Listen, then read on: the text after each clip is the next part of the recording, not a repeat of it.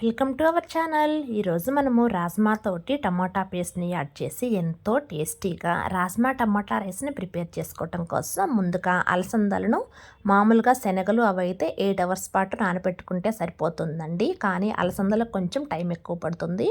12 hours పాటు వీటిని నానబెట్టేసుకొని ఇవి నానేటప్పుడే నేను శుభ్రంగా కడిగేసి మంచినీళ్ళతో నానబెట్టేసాను. అలా నానిన వాటర్తో సహా కుక్కర్లోకి వేసేసుకొని ఇక కొద్దిగా సాల్ట్ వేసేసుకొని 3 విజిల్స్ వచ్చిందాకా ముందుగా దీన్ని ఉడికించేసుకొని పక్కన పెట్టేసుకుందాము. ఇక ముందుగానే మనము రైస్ని ప్రిపేర్ చేసుకొని ఉంటాం కదా.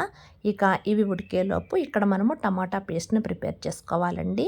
ఇక దీనికోసం మీడియం సైజు ఉన్న టమాటాలను ఒక 4 తీసుకొని వాటిని ఈ విధంగా ముక్కలుగా కట్ చేసి ఈ టమాటా పేస్ట్ మెత్తగా రావడం కోసం ఇక్కడ నేను టమాటాల్లో ఉన్న రసాన్ని కొంచెం తీస్తే మనకు ఆ పైన ఉన్న చెక్కుతో సహా పేస్ట్ మెత్తగా వస్తుందండి. ఎప్పుడైనా ఇలా ట్రై చేసి చూడండి.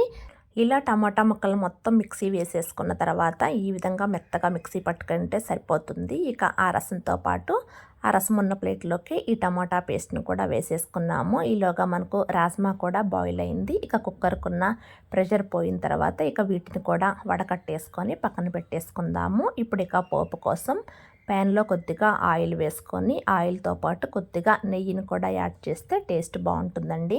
ఇవి రెండు హీట్ అయిన తర్వాత దాల్చిన చెక్క, ఇలాచి, షాజీరా, లవంగం వేసేసుకుందాము. తర్వాత 2 బిర్యానీ ఆకులు కూడా వేసుకొని ఒక్క నిమిషం పాటు దీన్ని ఫ్రై చేసుకున్న తర్వాత ఇక కారానికి సరిపడా పచ్చిమిర్చిని కూడా వేసుకుందాము. మీకు కావాలంటే ఇక్కడ సన్నగా కట్ చేసిన ఉల్లిపాయలు వేసుకొని అయినా సరే ఫ్రై చేసుకోవచ్చు. తర్వాత మీకు కావాలనుకుంటే కొన్ని జీడిపప్పు ముక్కలను కూడా వేసేసుకొని ఫ్రై చేసుకున్న తర్వాత కొద్దిగా అల్లం వెల్లుల్లి పేస్ట్ని కూడా వేసుకోండి. ఇక్కడ అల్లం వెల్లుల్లి పేస్ట్ ప్లేస్లో అల్లం వెల్లుల్లి చిన్న చిన్న ముక్కలుగా కట్ చేసైనా సరే ఇష్టం ఉన్నవాళ్ళు వేసుకోవచ్చండి. ఇలా ఇదంతా ఫ్రై అయిన తర్వాత ఇక్కడ మనము టమాటా పేస్ట్ ఇదొక్కటే కొంచెం పచ్చివాసన పోయిందాకా బాయిల్ చేసుకోవాలండి. ఇలా టమాటా పేస్ట్ వేసిన తర్వాత ఈ రైస్లోకి కంపల్సరిగా మనము పుదీనాని యాడ్ చేయాలి.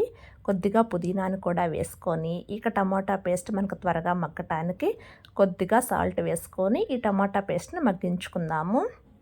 ఇలా సాల్ట్ కూడా వేసిన తర్వాత ఒక్కసారి కలిపేసుకొని ఇక్కడ కొత్తిమీర మీకు కావాలంటే లాస్ట్లో యాడ్ చేసుకోవచ్చు. ఇక్కడ నేను టమాటాతో పాటు మగ్గిద్దని చెప్పి ఇక్కడే వేసేస్తున్నానండి. ఇక మూత పెట్టేసుకొని ఈ పేస్ట్కున్న పచ్చివాసన పోయిందాకా ఈ విధంగా బాయిల్ అయితే సరిపోతుంది. ఇక స్టవ్ను కొంచెం సిమ్లో పెట్టేసుకొని ముందుగానే పొడిగా ఉడికించుకున్న రైస్ మొత్తాన్ని దీనిలోకి వేసేసుకున్నాము. ఈ రైస్ ఉడికించేటప్పుడు ఏ సాల్ట్ యాడ్ చేయలేదండి. ఇక రైస్తో పాటు రాజ్మాను కూడా వేసేసుకొని ఒక్కసారి కలిపేసుకొని ఆల్రెడీ ముందే మనము అలసందల్లో కొద్దిగా సాల్ట్ వేసాము, అలాగే టమోటాల్లో కూడా కొద్దిగా సాల్ట్ వేసాము. ఒక్కసారి టేస్ట్ చూసుకొని సాల్ట్ సరిపోలేదు అంటే అప్పుడు మాత్రమే యాడ్ చేసుకొని కలుపుకోండి. ఒకవేళ మీకు స్పైసీ సరిపోలేదు అనుకుంటే కొద్దిగా ధనియాల పొడి కానీ గరం మసాలా కానీ వేసేసుకొని ఒక్క 2 మినిట్స్ పాటు మగ్గించేసుకుంటే చాలండి. ఎంతో టేస్టీగా ఉండేటువంటి రాజ్మాతోటి టమోటా రైస్ చాలా టేస్టీగా ఉంటుందండి. దీనికి కాంబినేషన్గా ఒక్క రైతా ఉంటే చాలండి, ఇంకేమీ అక్కర్లేదు. మార్నింగ్ టైంలో చాలా ఫాస్ట్గా రెడీ అయ్యేటువంటి ఈ రైస్ రెసిపీని తప్పకుండా ట్రై చేసి పిల్లలకు బాక్స్లో కూడా పెట్టి చూడండి, చాలా టేస్టీగా ఉంటుంది.